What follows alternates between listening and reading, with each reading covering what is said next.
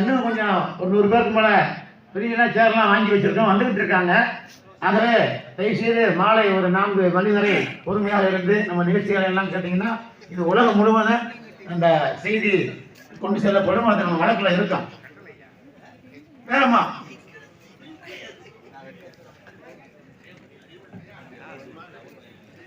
Sir அந்த பக்கம் இருக்கீங்களா? ஏமா எடுங்க எல்லாரும் தயவுசெய்து அந்த துண்டை தலையில கட்டுமாறு. இப்பொழுது திருவாரூர் மத்திய பல்கலைக்கழக பேராசிரியர் ரவி அவர்கள் சொற்பொழிவு ஆற்றுவார்கள். அனைவருக்கும் நன்றி. நான் உங்கள்கிட்ட அந்த உங்களுடைய பங்களிப்பு முடிவெடுத்தோம். ஊர்குடும்பம்னா தலையில துண்டு இருக்கணும் அப்படிங்கிறத ஒவ்வொருடைய தலையில ஒரு துண்டு இருக்குத நான் மனமாற வாழ்த்துகிறேன், உங்களை பாராட்டுகிறேன். ஏன்னா இது வந்து என்னுடைய கனவு. இது என்னுடைய கனவு வந்து இவ்வளவு பேர் துண்டு கட்டின ஒரு பெரிய கூட்டத்தை